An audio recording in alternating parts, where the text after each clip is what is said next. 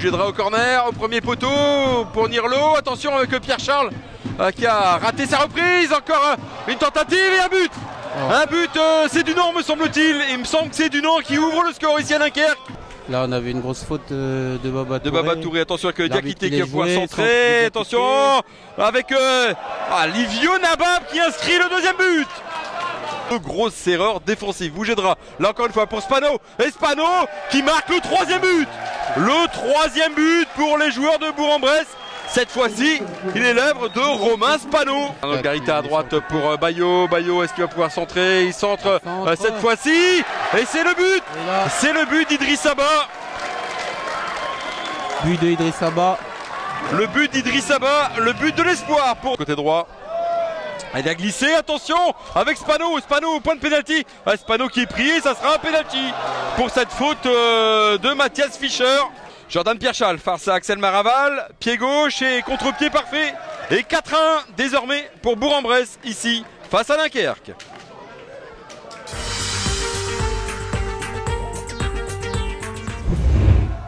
La vitesse n'est plus à démontrer. Tinov qui va rentrer, qui va finalement sortir et frapper. Et la frappe d'Etinov. C'est frappe au deuxième, la tête de Thibaut Jacques avec Soubervi. Le centre qui s'applique, Soubervi. Et Alumba est là pour pousser. Attention, retourne acrobatique derrière. Et pourquoi pas un deuxième nom. La frappe. Oh là là. Qui va alerter Etinov. Attention à ne pas faire de faute. Etinov, il est passé. Etinov. Il va décaler Ndilou. La frappe de Ndilou derrière. Et on n'était pas loin. Talal. Renversement direct à destination de Simondia. La transition défensive plutôt intéressante du côté de Cholet. Et Simondia, on sait, il peut repiquer ou il peut fixer finalement. Avec l'arrivée de la touche. Par faute Dramé n'avait jamais marqué jusqu'alors en championnat national. Il a choisi son jour. Arrivé à Saint-Ouen en janvier 2016. Il a attendu son 33e match dans le championnat. Ce genre de scénario. Allez, Rocheteau servi dans la surface de réparation. Rocheteau. Ça guette toujours l'entente de Saint-Ouen à Saint-Gratien à domicile.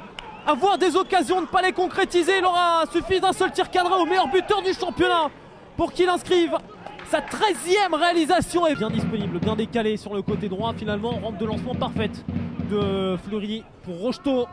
On retrait encore avec Fleury, le contrôle un petit peu long et pourtant Fleury sur la première frappe dans cette seconde période vient inscrire son premier but avec le SO Cholet. Il avait marqué une fois en national, c'était contre Cholet. Voici donc maintenant buteur avec le SO Cholet. Théo Guivarch. Ouais, ce ballon pas assez appuyé par contre de Ménard, l'incompréhension au départ. Attention avec la touche. Attention. Baouya. Chemin du but ouvert pour Jonathan Mexique, l'ancien Lodonien. Ne va pas trembler au moment de mettre définitivement à l'abri le SO Cholet. À la 78e minute, Mexique choisit le meilleur moment dans cette partie pour inscrire son 5e but de la saison.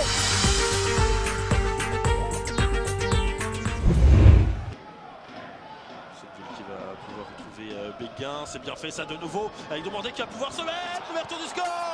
L'ouverture du score ici, inscrit par le numéro 20, il s'agit de Robert Ma. Après 5 minutes de jeu, c'est Boulogne qui mène un but à 0. Stéphane Vincent, il va essayer d'éliminer peut-être son vis-à-vis, c'est bien fait, ça va revenir. Rémi Boissier, la frappe et l'égalisation du Mans FC sur ce centre repris par Rémi Boissier, l'ancien joueur de Rodez qui permet au Mans de revenir à un but partout. Qui avait bien vu justement cette erreur de Lina, il va pouvoir trouver Romain Montiel, pas de position de hors-jeu pour le joueur d'Auxerre avec Stéphane Vincent qui va pouvoir armer derrière. C'est magnifique, c'est signé Stéphane Vincent. J'en ai parlé tout à l'heure, il n'avait pas encore marqué cette saison et devant son ancien club, il le fait. Ça fait 2-1 pour le Mans. Avant d'arriver en France, formé pourtant pas très loin d'ici, à savoir à Laval justement. Robert Ma de nouveau. Et ben voilà, Robert Ma pour l'égalisation. Il y a quelques instants, il était tout proche d'aller inscrire justement ce but, ce deuxième but de Boulogne. Créchy qui s'élance, et l'arrêt en deux temps peut-être, et le but, le 3e but pour le SBCO.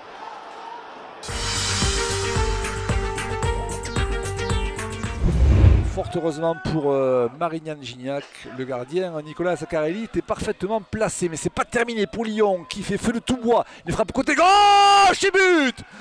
Il est signé par le numéro 10, Franck Julien, une frappe tendue côté droit. On la sentait venir ce but. Il y a un petit moment qu'ils insistaient à gauche, à droite, dans l'axe et à la sortie. Une belle frappe de la part de Franck Julien. Et on combine vers le milieu là-bas. Bien contrôlé sur le flanc gauche. Ce centre là, et le but, alors ça c'est le but surprise. On était en train de mettre en doute les capacités de Marignan Gignac à inscrire un but. Et bien voilà, c'est fait. Pourquoi pas sur ce flanc là. Allez, on est dans la surface de réparation, peut-être la frappe enroulée là-bas. Et le but inscrit par les Lyonnais. La réplique parfaite de Soufiane Hatib.